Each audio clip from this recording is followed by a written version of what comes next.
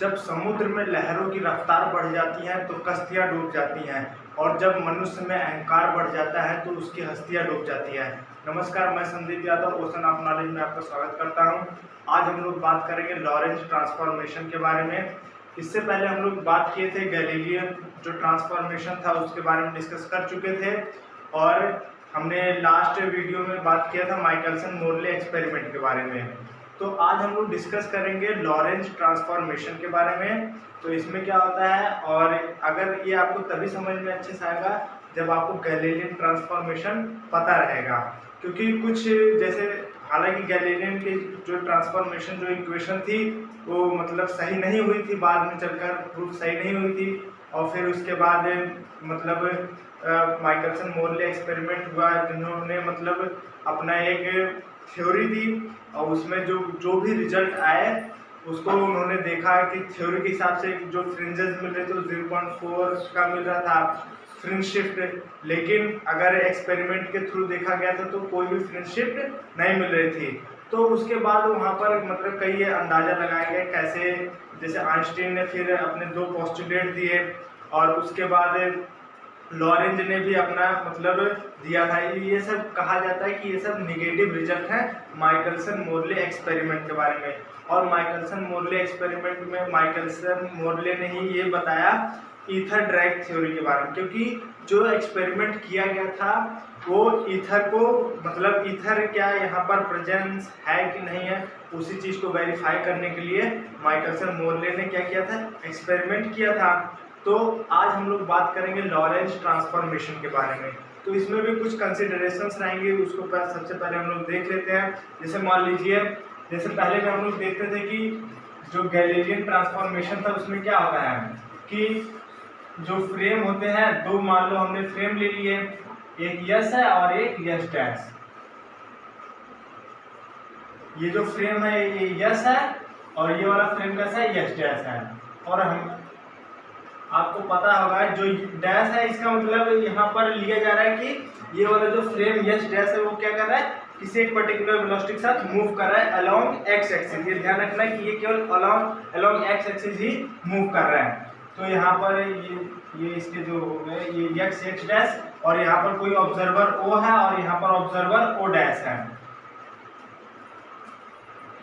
अब यहाँ पर जैसे मान लीजिए कोई एक पर्टिकुलर, मान लीजिए कोई एक इवेंट पॉइंट पी है, जैसा कि हम लोग पहले बात किए थे जो गैलीलियन ट्रांसफॉर्मेशन था, जैसे अगर आपको पता होगा तो ये अच्छे से समझ में आ जाएगा।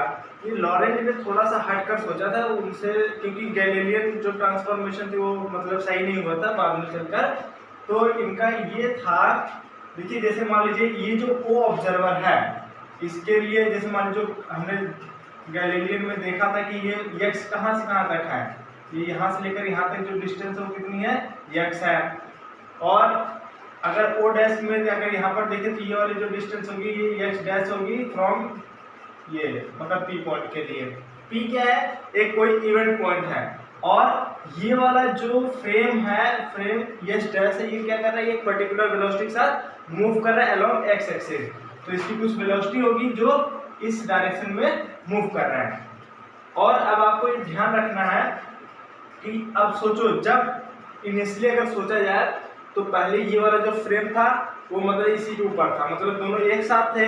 लेकिन क्या हुआ कि जो यस डैश जो फ्रेम ऑफ रेफरेंस है ये क्या कर रहा है, एक मतलब एक्स एक्सिस के अराउंड अलोंग मूव कर रहा है विद वेलोसिटी v के साथ। और यहाँ पर फिर होगा क्या, अगर देखिए अगर ये वेलोसिटी v के साथ मूव कर रहा है और टाइम कितना लग रहा है, t टाइम लग रहा है, तो आपको पता है यहाँ से लेकर यहाँ तक डिस्टेंस कितना होगा, v इंटू टी हो जाए, क्योंकि हमको पता है डिस्टेंस इक्वल टू क्या होता है, स्पीड इनटू टाइम।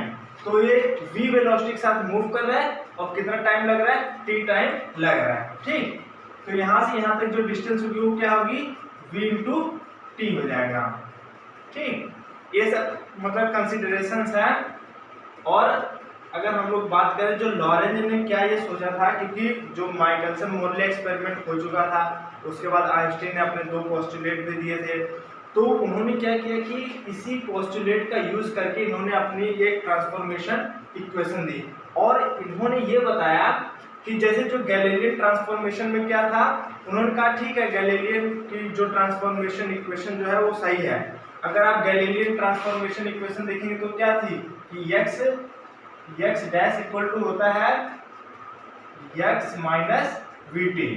ठीक, इन्होंने गैलीलियन की ट्रांसफॉर्मेशन इक्वेशन थी, लेकिन इन्होंने कहा कि ठीक है ये तो सही है, लेकिन इन्होंने कहा क्योंकि जो अगर हम लोग बात करें जो पोस्टुलेट थी आइंस्टीन की, उन्होंने ये कहा था एक सेकंड पोस्टुलेट में कि जो लाइट जो होती है वो एक कांस्टेंट वेलोसिटी के साथ मूव करती है। तो मतलब वो किसी भी इनर्शियल फ्रेम में अगर आप देखें तो जो लाइट की जो वेलोसिटी होगी वो एक कांस्टेंट होगी, वो वेरी नहीं करेगी, जबकि गैलीलियन ने ये माना था कि वो वेरी कर सकती है। तो हालांकि जो आइंस्टीन ने अपने पोस्टुलेट में कहा कि लाइट की वेलोसिटी मतलब एक कांस्टेंट है, उन्होंने इसका कोई वेरिफिकेशन नहीं दिया था, बस इन्होंने ऐसे मतलब कहा वो माइकलसन मोरले एक्सपेरिमेंट के रिजल्ट के बेस पर उन्होंने ये अपने पोस्टुलेट दिए थे। और एक पहला पोस्टुलेट ये था कि जितने भी फिजिक्स के लॉ हैं वो मतलब वैलिड रहेंगे हर एक मतलब इनर्शियल फ्रेम में। यही दो पोस्टुलेट था। अब लॉरेंज ने कहा कि क्योंकि लाइट की जो स्पीड है ये कांस्टेंट है, इन्होंने ऐसा माना क्योंकि आइंस्टीन ने ऐसा कहा था, तो उन्होंने कहा कि ये डायरेक्टली इक्वल नहीं होगा। जो गैलीलियन की जो transformation equation x dash equal to x minus V T है, ये डायरेक्टली इक्वल ना होकर ये एक प्रोपोर्शनैलिटी कांस्टेंट के साथ होगा, मतलब ये लीनियरली प्रोपोर्शनल होगा। तो लीनियरली प्रोपोर्शनल का क्या मतलब यहाँ पर एक कोई कांस्टेंट के आना चाहिए। ठीक, और दूसरा इन्होंने जब इसकी अगर हम लोग इनवर्स अगर आप इक्वेशन लिखेंगे तो क्या होगा, इनवर्स इक्वेशन कैसे लिखते हैं कि जहां पर डैश है उसको बिना डैश का कर दीजिए और v को माइनस वी के साथ इंटरचेंज कर देंगे, रिप्लेस कर दीजिए। तो अगर आप ये फिर क्या हो जाएगा x इक्वल टू क्या हो जाएगा, देखिए यहाँ पर डैश है तो क्या होगा डैश मत लगाइए, ठीक, और विद कांस्टेंट k और यहाँ पर x, तो केवल यहाँ पर ये x है तो ये x डैश हो जाएगा, और ये जो v होगा अब हम लोग यहाँ पर माइनस v लेंगे, ठीक, क्योंकि हमको रिप्लेस, देखिए रिप्लेस क्या करना है, x को जो डैश वाला है वो बिना डैश वाले के साथ रिप्लेस हो जाएगा और v को हम लोग माइनस v के साथ रिप्लेस कर देंगे। माइनस v इसलिए लिया जाता है जैसे मान लीजिए कोई जो भी ऑब्जर्वर है, जैसे अगर आप हम मान लीजिए ट्रेन में सफर कर रहे हैं, तो अगर हम अपने मतलब सीट पर बैठे हैं और क्या होता है कि जो जैसे बाहर जो भी पेड़ पौधे ऐसा लगेगा कि वो हमसे पीछे जा रहे हैं, दूर जा रहे हैं, आपको ऐसा लगेगा कि हम रेस्ट में हैं और हमसे दूर कौन जा रहा है, पेड़ पौधे दूर जा रहे हैं। तो उस केस में क्या हो रहा है कि वो अपोजिट डायरेक्शन में ऐसे दूर आपसे दूर चले जा रहे हैं, तो उस केस में उसकी वेलोसिटी कैसे लेंगे, निगेटिव लेते हैं। इसीलिए यहाँ पर हम लोग v को कैसा लेंगे, माइनस v लेंगे। तो अब देखिए माइनस v से ये प्लस v हो जाएगा। और एक चीज और ध्यान रखना है कि जो गैलीलियन जो थे उन्होंने टी टाइम को उन्होंने कहा था कि टाइम वेरी नहीं करता, आपने देखा होगा कि टी डैश इक्वल टू वहां पर टी आई थी, लेकिन लॉरेंज ने कहा था कि ऐसा नहीं होगा, मतलब जो टाइम होगा वो भी अगर काफी हाई स्पीड के साथ अगर जैसे मान लीजिए मोशन हो रहा है तो वे मतलब जो लाइट की स्पीड को अप्रोच करे तो उस केस में जो टाइम होगा वो भी वेरी कर जाएगा। तो यहाँ पर इन्होंने जो टी डैश को टी ना लेकर मतलब ये वेरी कर सकता है, ठीक। तो यहाँ पर इनवर्स इक्वेशन क्या आ जाएगी, एक्स डैश प्लस वी और क्या आ जाएगा ये टी डैश, ठीक। इसको मान लीजिए इक्वेशन फर्स्ट है और ये इक्वेशन सेकेंड है, ठीक। तो ये सब हमारी कंसिडरेशंस हैं, तो इसी के बेस पर अब हमको सॉल्व करना है। अब देखिए इसमें होगा क्या, यहाँ पर क्या करिए कि अब हम लोग यूज करते हैं आइंस्टीन का जो पहला पोस्टुलेट है उसका यूज करते हैं, यूजिंग आइंस्टीन फर्स्ट पोस्टुलेट, ठीक। फर्स्ट पोस्टुलेट क्या है इनका, प्रिंसिपल ऑफ इक्विवेलेंस।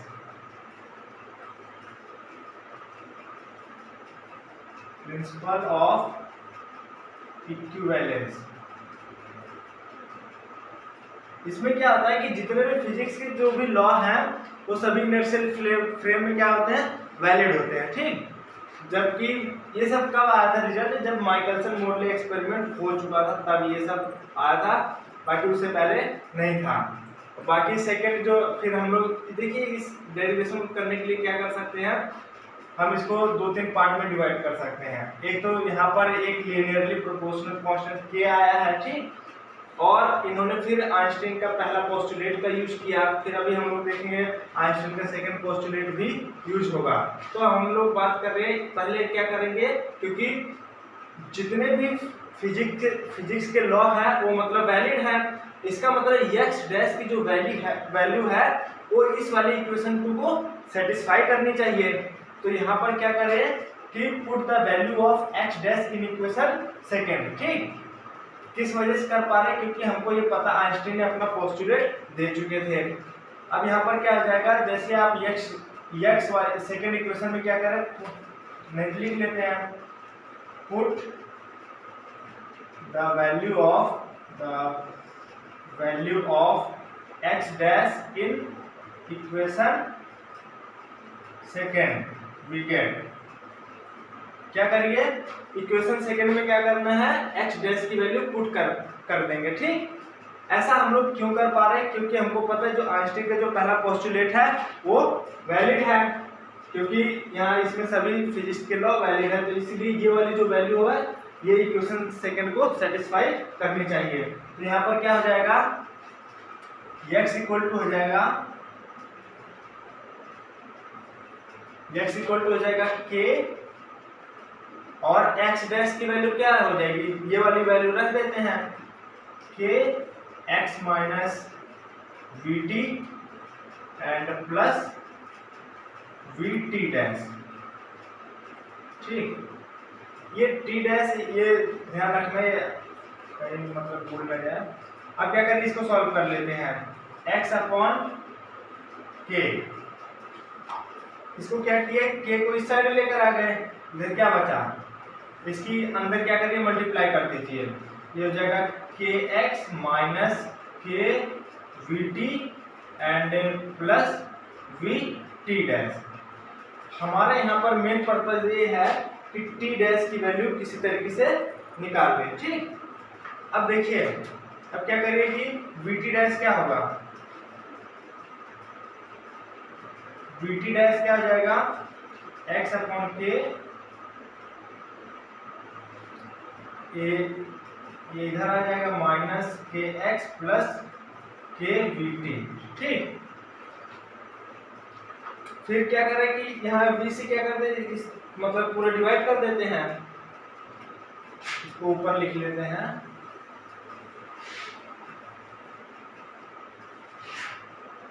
ध्यान रखना इक्वेशन फर्स्ट को अभी हम साइड में लिख देते हैं, क्योंकि इसका बाद में फिर यूज पड़ेगा। इक्वेशन फर्स्ट क्या है कि x डैश इक्वल टू है के एक्स माइनस वी टी, यही है इक्वेशन फर्स्ट, ठीक। अब क्या करें कि टी डैश इक्वल टू क्या हो जाएगा, टी डैश इक्वल टू हो जाएगा x अपॉन के वी, क्योंकि इस v को क्या इधर लेके आ जा रहे हैं, x upon K V and minus K X upon V and plus, देखिए जब यहाँ पर v आएगा तो क्या के वी टी अपॉन वी आएगा, और v से v क्या हो जाएगा, कैंसिल आउट हो जाएगा, बचेगा क्या, केवल के टी बचेगा ना, तो प्लस के टी, ठीक। अब इसमें क्या कर सकते हैं, टी डैश इक्वल टू हो जाएगा के टी, यहाँ पर एक काम करिए minus K X upon we को क्या कर ले, कॉमन कर लीजिए, ठीक। अब यहाँ पर क्या आ जाएगा 1 एंड माइनस, ये देखिए x अपॉन v और ये x अपॉन के वी है ना, तो यहाँ पर क्योंकि हमने कॉमन क्या लिया के एक्स अपॉन वी, तो यहाँ पर बचेगा, यहाँ पर देखिए k है 1 अपॉन के है, तो ये k और आ जाएगा तो 1 अपॉन के स्क्वायर हो जाएगा। इसको आसानी से आप कर सकते हैं। बस क्या कर रहे हैं इसमें हमने क्या करा कि minus K X upon we को कॉमन कर लिए, तो 1 माइनस 1 अपॉन के स्क्वायर मिल जाएगा, ठीक। अब चाहे यहाँ पर इसको भी के भी कॉमन कर सकते हैं, के पूरा अगर आप कॉमन करेंगे तो क्या हो जाएगा T minus x upon V, इधर जाएगा 1 माइनस 1 अपॉन के स्क्वायर। इसको मान लीजिए इक्वेशन थर्ड है, ठीक। तो ये इक्वेशन थर्ड हो गई, T dash equal to K bracket में T minus x upon B 1 minus 1 upon के स्क्वायर। ये हो गई इक्वेशन थर्ड। अब हम लोग बात करेंगे, क्योंकि हमारा मेन पर अब हम लोग बात जो आइंस्टीन का जो सेकेंड जो पोस्टुलेट है उसका यूज करेंगे, ठीक। और सेकेंड पोस्टुलेट क्या है, जो सेकेंड यूज को अब यहां पर लिखिए, यूजिंग आइंस्टीन सेकेंड पोस्टुलेट। जब हम लोग सेकेंड पोस्टुलेट का यूज करें तो सेकेंड पोस्टुलेट क्या कहता है आइंस्टीन का, कि जो वेलोसिटी ऑफ लाइट है वो क्या होती है, मतलब कांस्टेंट रहती है किसी भी इनर्शियल फ्रेम ऑफ रेफरेंस में, वो मतलब वेरी नहीं करती है। तो अब देखिए, जैसे मान लीजिए यहाँ पर ओ कोई ऑब्जर्वर है इस फ्रेम एस में, ठीक।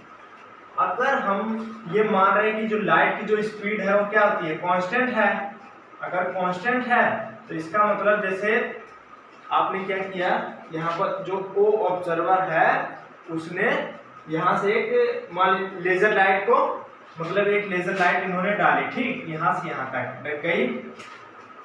यहाँ से हमने क्या किया कि एक लेजर लाइट इंसिडेंट करवाया, एक लेजर बीम गई। अब देखिए, क्योंकि ये वेलोसिटी जो सी है, मतलब लाइट की वेलोसिटी एक कांस्टेंट है, वो तो वेरी करेगी नहीं।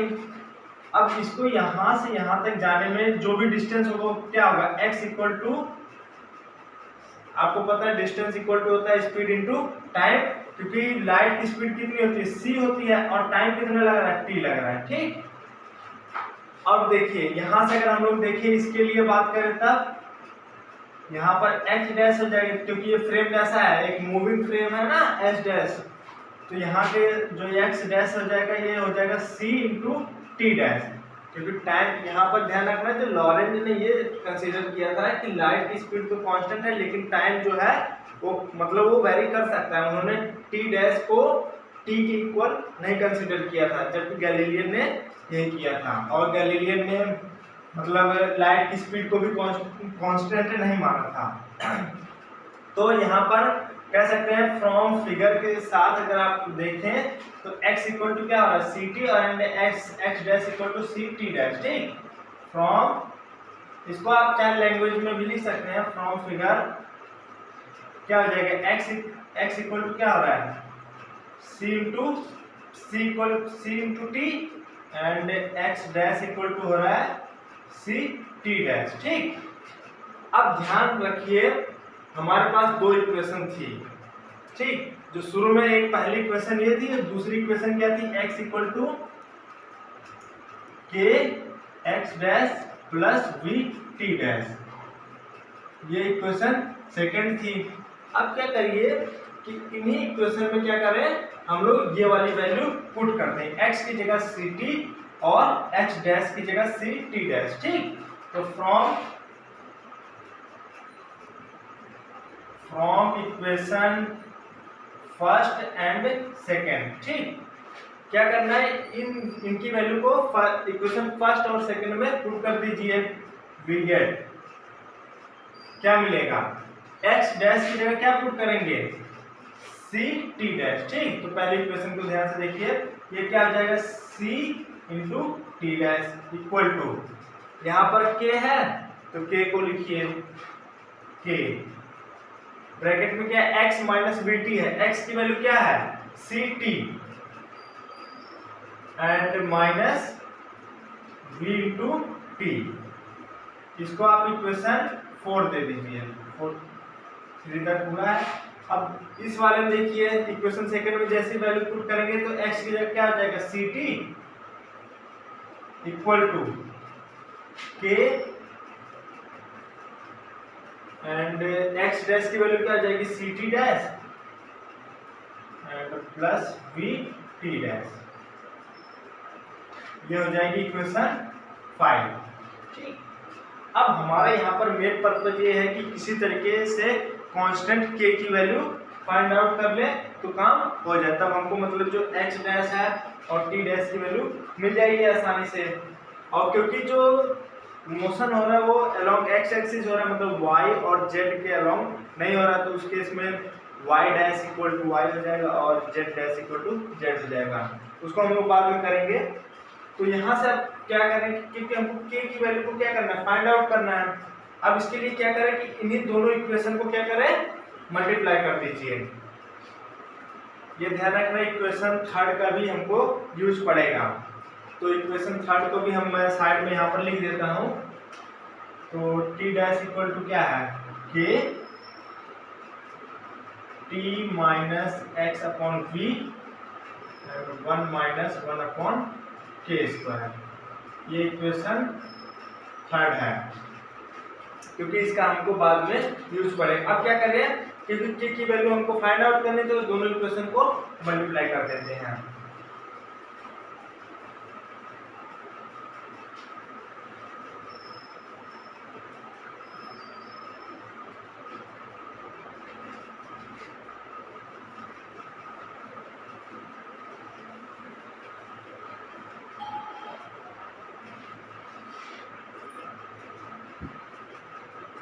To find the value of k, to find the value of k, अब हमको k की वैल्यू फाइंड आउट करनी है। क्या करें कि मल्टीप्लाई कर देते हैं इक्वेशन 4 और 5 को, ठीक। वी मल्टीप्लाई इक्वेशन 4 एंड 5, ठीक। दोनों इक्वेशन को क्या करें, मल्टीप्लाई कर दें। ऐसा हम लोग इसलिए करें क्योंकि हमको चाहिए k की वैल्यू फाइंड आउट कर लें, ठीक। तो अब दोनों इक्वेशन को मल्टीप्लाई करेंगे तो c square t t dash हो जाएगा ना, c square t t dash equal to, अब देखिए k इंटू k स्क्वायर हो जाएगा, और जब इसकी मल्टीप्लाई होगी यहाँ पर हम लोग देख सकते हैं t क्या है, कॉमन है, ठीक। और यहाँ पर टी डैश कॉमन है, इधर हो जाएगा सी माइनस वी बचेगा और इधर सी प्लस वी, यहाँ पर हो जाएगा टी सी माइनस वी, और इसके लिए क्या हो जाएगा, टी डैश कॉमन होगा सी प्लस वी। अब यहाँ पर इसको अरेंज कर लेते हैं, c square t t dash equal to k square t t dash, और अंदर बच जाएगा, देखिए c माइनस वी है और ये c प्लस वी, तो a माइनस बी और a प्लस बी का फॉर्मूला पता है, a square minus b square, इसका मतलब c square minus b square हो जाएगा। अब यहाँ से t डैश और t ये दोनों कैंसिल आउट हो जाएंगे, बचा क्या, c square equal to k square और c square minus b square, ठीक। के स्क्वायर इक्वल टू क्या हो जाएगा, c square upon c square minus b square. Simply क्या करना है, हमने के स्क्वायर इक्वल टू रख दिया, तो सी square upon c square minus b square हो गया। अब क्या करिए, सी स्क्वायर क्या कर लेते हैं, कॉमन कर लेते हैं, तो के स्क्वायर इक्वल टू क्या हो जाएगा,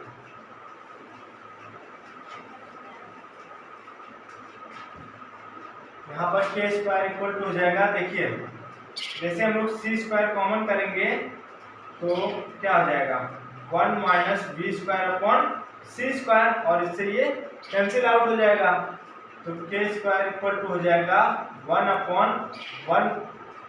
minus b square upon c square.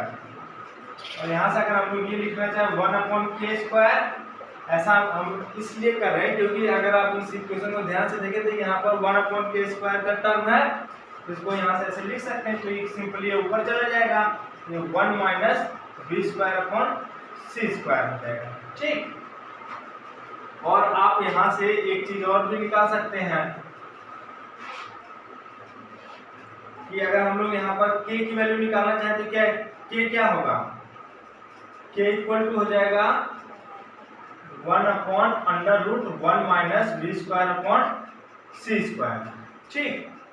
हमने हमारा जो मेन मकसद यही था कि k की वैल्यू फाइंड आउट कर लें, तो k इक्वल टू आ गया 1 upon under root 1 minus b square upon c square, और 1 अपॉन के स्क्वायर की वैल्यू इतनी है, ठीक।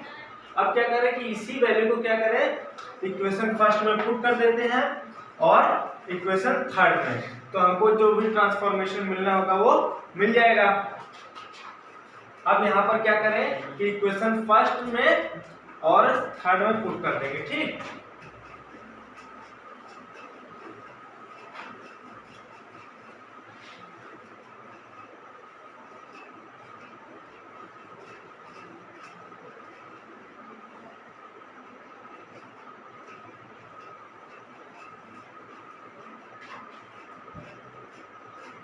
लिख सकते हैं put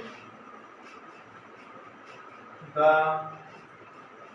value of k in equation first and third, ठीक। इक्वेशन फर्स्ट और इक्वेशन थर्ड में क्या करें, k की वैल्यू पुट कर दें।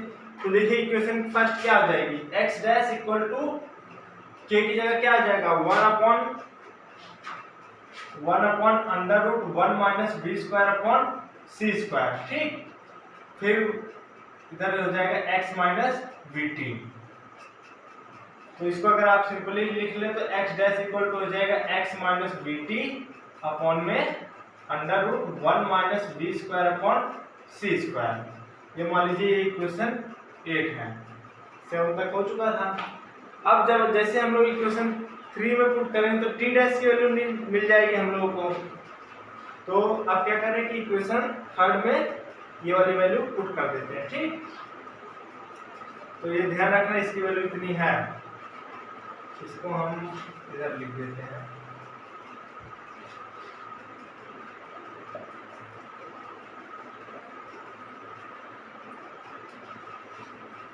अब देखिए टी डैश क्या आ जाएगा, k की जगह रखेंगे 1 अपॉन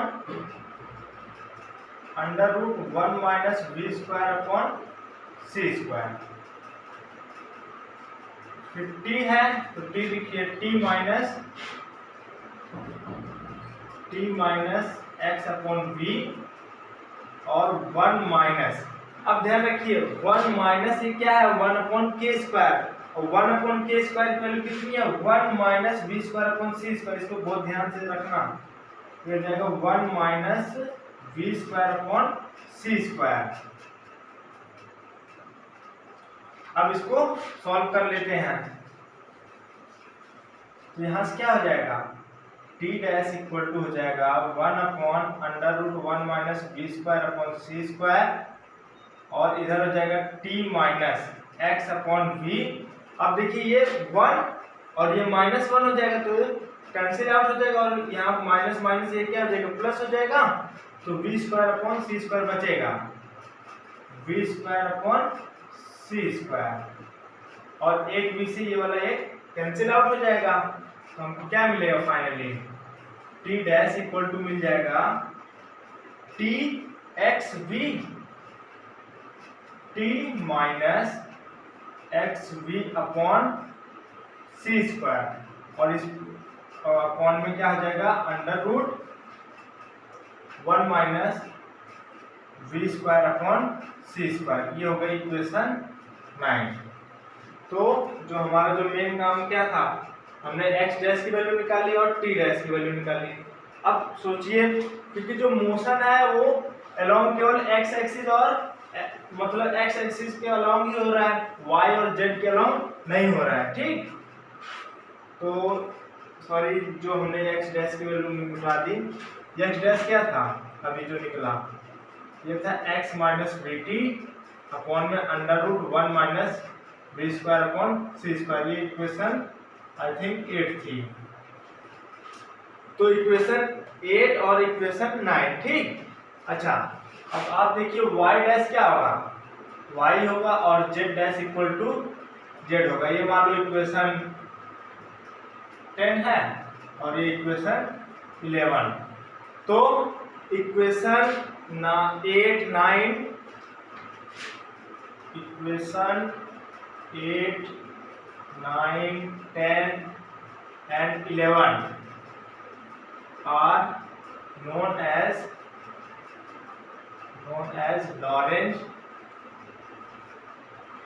Lorentz transformation.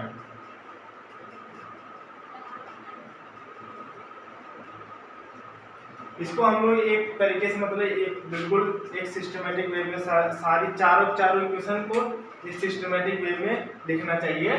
कि सबसे पहले आप लिख दीजिए x डैश इक्वल टू इतना हो गया, t डैश इतना, और y dash equal to y and z dash equal to z।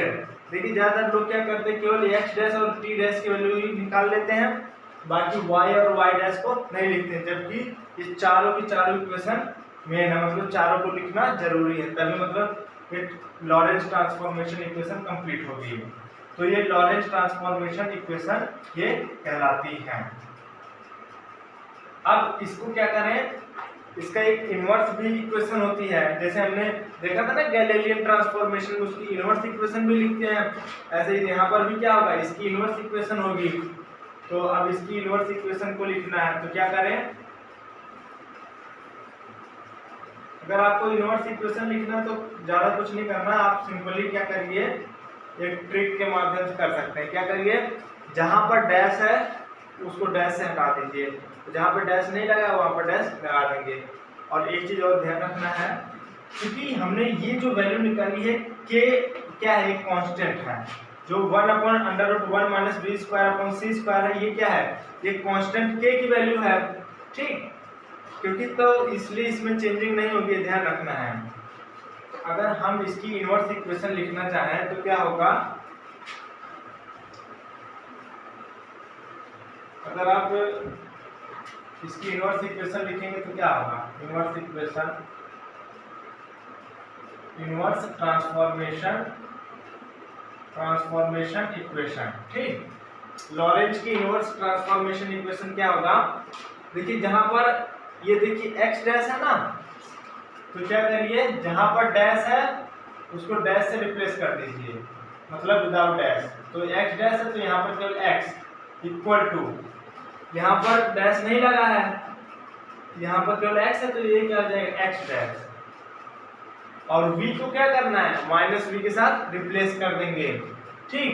तो यहाँ पर v क्या हो जाएगा, प्लस हो जाएगा, प्लस v, और देखिए यहाँ पर t है तो क्या हो जाएगा, t डैश हो जाएगा, अपॉन में अंडर रूट। अब ये ध्यान रखना है, ये 1 यहाँ पर देखिए, अब आप सोच रहे हो कि ये जो v स्क्वायर है ये क्या होना चाहिए, क्योंकि हम लोग माइनस v के साथ रिप्लेस कर रहे हैं तो इसका मतलब प्लस में होना चाहिए, ये नहीं होगा। क्यों नहीं होगा, क्योंकि ये हमको एक कांस्टेंट k की वैल्यू मिली है ना, तो इसलिए ध्यान रखना इसमें कोई चेंजिंग नहीं होगी, चेंजिंग किसमें होगी, केवल ऊपर वाले में होगी। यहाँ पर दे जाएगा 1 minus v square upon c square. ऐसे हम लोग टी डैश के लिए देखें तो क्या हो जाएगा, टी डैश इक्वल टू हो जाए, सॉरी यहाँ पर टी इक्वल टू, क्योंकि यहाँ पर डैश है इसका मतलब हमको डैश नहीं लगाना है, तो टी इक्वल टू क्या हो जाएगा, यहाँ पर टी डैश हो जाएगा।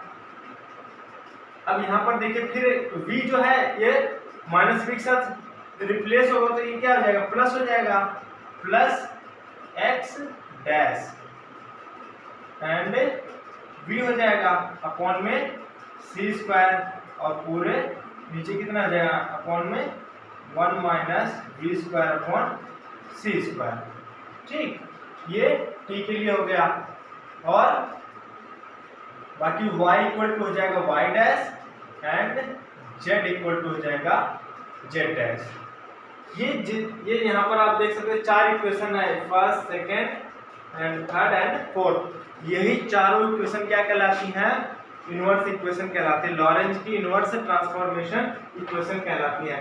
तो कभी कभी एग्जाम में केवल आ जाता है कि केवल आप मतलब लॉरेंज ट्रांसफॉर्मेशन की इनवर्स इक्वेशन को लिखिए, तो हम लोग क्या करेंगे, केवल यही 4 इक्वेशन लिख देंगे। अगर सिंपली क्या है, केवल ट्रांसफॉर्मेशन इक्वेशन लिखे लॉरेंज की, तो इससे पहले वाला जैसे मान लीजिए x डैश इक्वल टू ये वाला and t dash equal to ये, और y dash equal to y and z dash equal to z होगा।